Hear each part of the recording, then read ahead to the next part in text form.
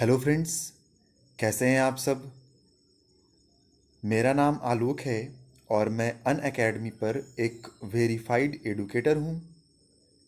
और आज मैं आप लोगों के सामने ये बताने वाला हूं कि इकोनॉमिक्स यानी अर्थशास्त्र वास्तव में क्या होता है। तो आइए समझने की कोशिश करते हैं कि व्हाट इज़ इकोनॉमिक्स यानी अर्थशास्त्र क्या है। इकोनॉमिक्स को समझने से पहले हमें ये जानना ज़रूरी होगा कि इकोनॉमिक्स शब्द की व्युत्पत्ति या इसका ओरिजिनेशन कहाँ से हुआ है। अगर इसके ओरिजिनेशन की अगर हम बात करें तो कहता है कि the concept of economics has been derived from two Greek words. इसका जो कंसेप्ट है वो ग्रीक वर्ड से डिराइव हुआ है। सबसे पहला ग्रीक वर्ड है ओइकोस, जबकि दूसरा ग्रीक वर्ड है नोमोस।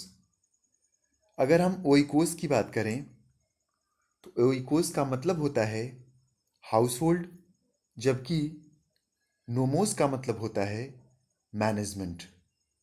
तो in short economics means management of house hold, यानी घर का प्रबंधन करना ही वास्तव में अर्थशास्त्र यानी इकोनॉमिक्स है as per Greek words.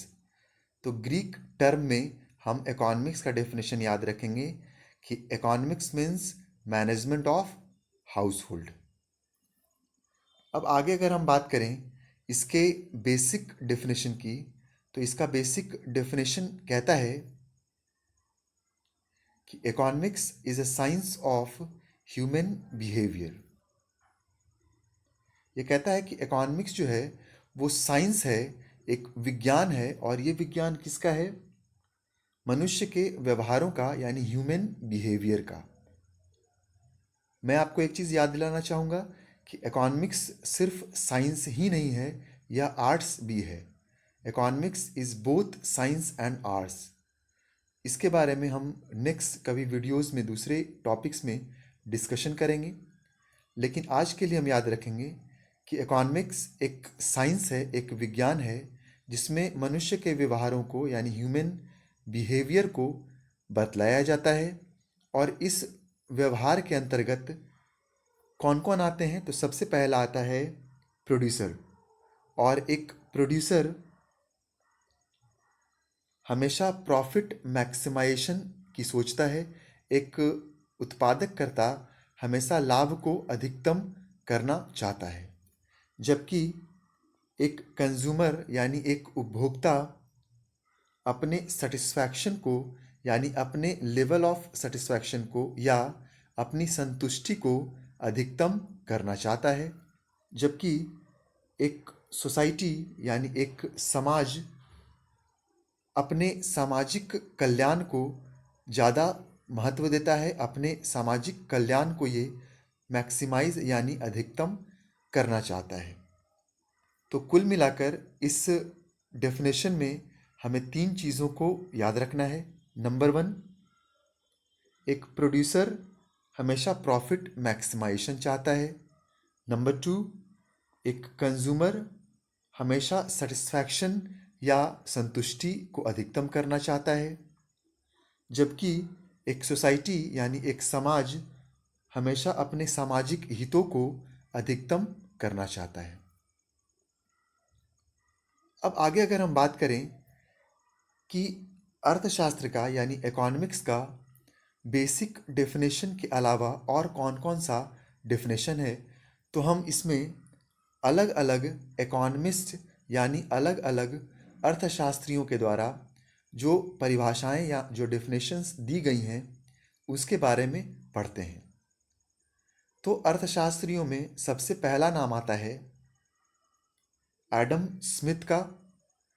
Adam Smith एक ऐसे व्यक्ति थे, सबसे पहले ऐसे व्यक्ति थे जिन्होंने सबसे पहले अर्थशास्त्र यानी इकोनॉमिक्स की परिभाषा दी।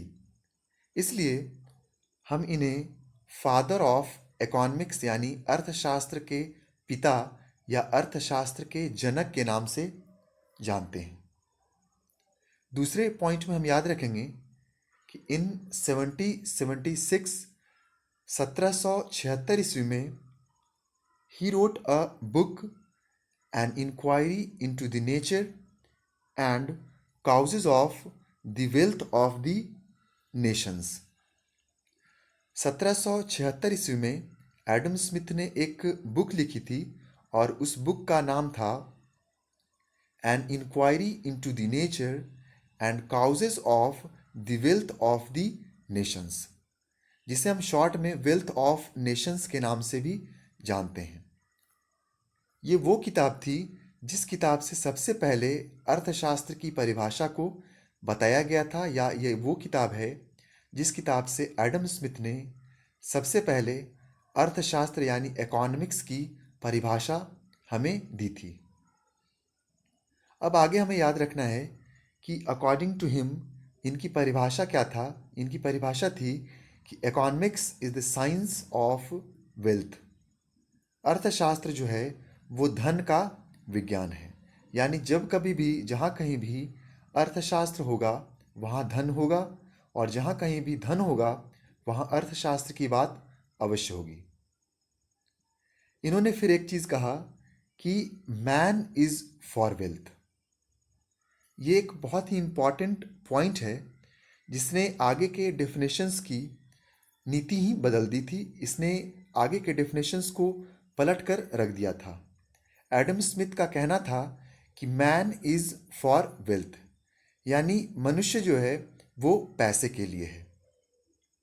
यानी इन्होंने मनुष्य को कम सुपीरियर समझा और इन्होंने पैसे को ज़्यादा प्रायोरिटी दिया, या इन्होंने पैसे को ज़्यादा महत्व दिया, और इन्होंने कहा कि पैसे से ही मनुष्य की सारी आवश्यकताओं को चूँकि पूरा किया जा सकता है, इसलिए पैसा सर्वोपरि है।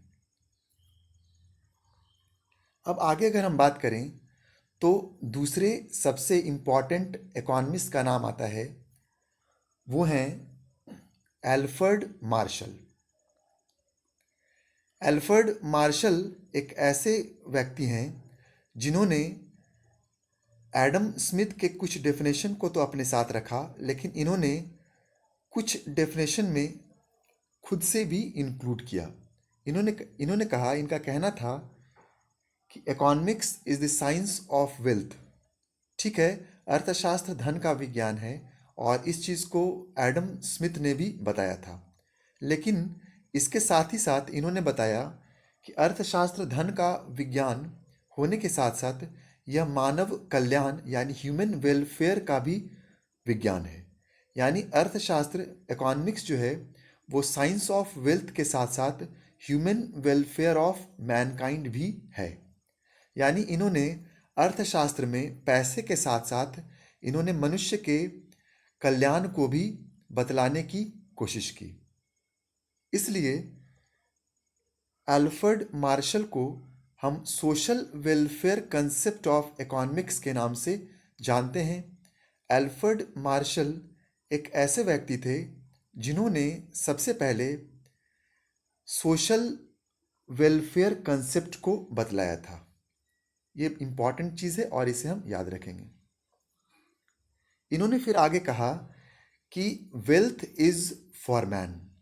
अभी मैंने आपको तुरंत बताया है कि एडम स्मिथ का कहना था कि मैन इज़ फॉर वेल्थ, लेकिन इसी चीज़ को एडम स्मिथ के डेफिनेशन को एल्फ्रेड मार्शल ने पलट दिया और इन्होंने कहा कि नहीं, मैन इज़ फॉर वेल्थ नहीं है, वेल्थ इज़ फॉर मैन। यानी जो मनुष्य है वो पैसे के लिए है, पैसा जो है वो मनुष्य के लिए है, ना कि मनुष्य पैसे के लिए है। यानी इन्होंने मनुष्य को ज़्यादा प्रायोरिटी दिया इन कंपैरिजन टू वेल्थ, जबकि एडम स्मिथ ने कहा था कि मैन इज़ फॉर वेल्थ।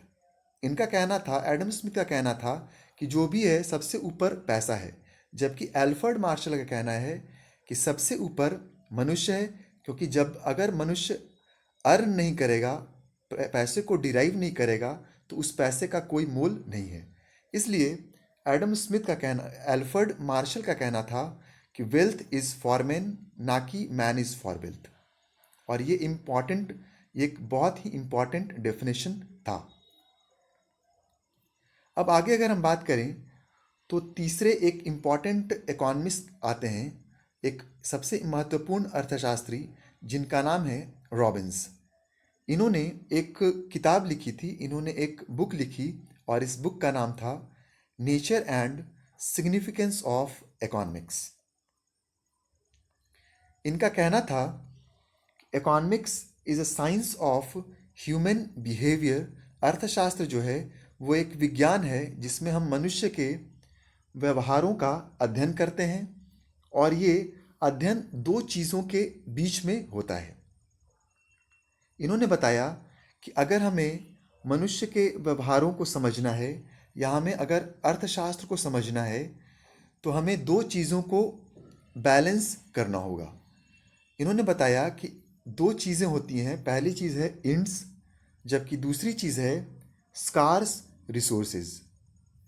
इन्होंने बताया कि अगर हमें इकोनॉमिक्स को समझना है तो हमें इंड्स और स्कार्स रिसोर्सेज के बीच में बैलेंस को क्रिएट करना होगा। यहाँ मैं आपको बताना चाहूँगा कि इंड्स का मतलब होता है वांट्स यानी इच्छाएं, जबकि स्कार्स रिसोर्सेज का मतलब होता है लिमिटेड रिसोर्सेज। इसका मतलब ये हुआ कि रॉबिन्स ने कहा कि अगर हम अपने वांट्स को लिमिटेड रिसोर्सेज के हिसाब से अगर कंपैटिबल कर लें या उसे फुलफिल कर लें तो हम इकोनॉमिक्स को ज़्यादा अच्छी तरह से समझ सकते हैं। इसका मतलब हम सभी जानते हैं कि जो रिसोर्सेज हमारे पास इकोनॉमिक्स में जितने भी रिसोर्सेज होते हैं वो सारे के सारे रिसोर्स लिमिटेड होते हैं, और उन्हीं लिमिटेड रिसोर्सेज से हम अपने वांट्स को सेटिस्फाई करते हैं।